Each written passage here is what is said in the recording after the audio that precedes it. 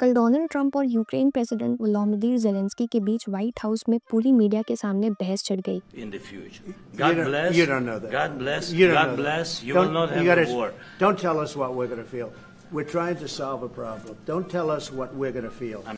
Russia Ukraine के बीच चल रहे वॉर को लेकर ट्रंप ने पहले भी कई बार ज़ेलेंस्की को कॉल आउट किया था, पर कभी सामने से नहीं। Feel influence. You're right now not in a very good position. You've allowed yourself to be in a very bad position, and he happens to be right about it. From the very beginning of the war, you're not in a good position. You don't have the cards right now. Trump के सामने उनके vice president JD Vance ने भरी महफिल में Zelensky से पूछा कि क्या आपने हमें अभी तक एक बार भी थैंक यू कहा है? You're gambling with World War III, and what you're doing is very disrespectful to the country, this country. It's back to you. Far more than a lot of people said they should have. Have you said thank you once? A lot of times. No, in this even entire today, meeting, you said thank you. Even today. You went to Pennsylvania and campaigned for the opposition in October. Offer some words of appreciation for the United States of America and the president who's trying to save your country. इन सब की शुरुआत हुई जब media conference पहले तो आधे घंटे काफ़ी शांति से चला।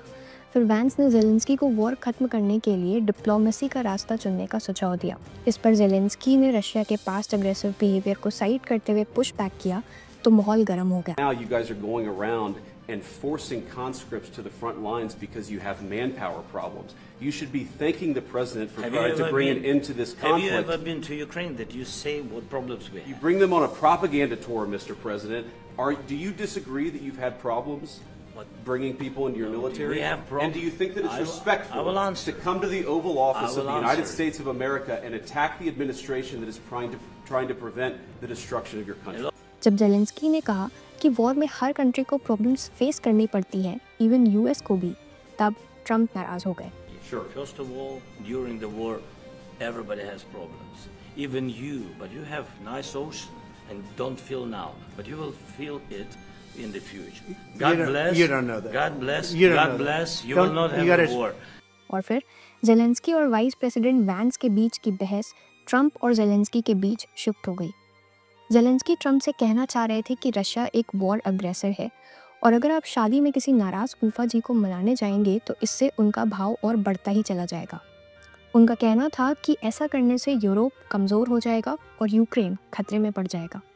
इस बहस के बाद यूक्रेन की टीम को व्हाइट हाउस से चले जाने के लिए कह दिया गया।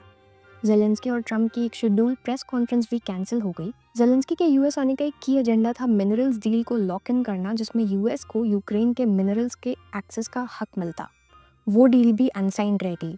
बाद में ट्रंप ने सोशल मीडिया पर ज़ेलेंस्की को ताना मारते हुए कहा, वापस तब आना जब आप शांति के प्रस्ताव के लिए रेडी रहो। जाहिर सी बात है, इस इंसिडेंट से रशिया को काफ़ी खुशी मिली। रशिया की फॉरेन मिनिस्ट्री ने कहा कि हैरानी की बात है कि ट्रंप और वैंस ने ज़ेलेंस्की के साथ फिजिकल कन्फ्रंटेशन नहीं किया। कॉन्फ्रेंस के बाद ज़ेलेंस्की ने भी सोशल मीडिया पर यूएस और ट्रंप को थैंक यू कहते हुए कहा कि यूक्रेन शांति चाहता है और हम उस दिशा में काम कर रहे हैं।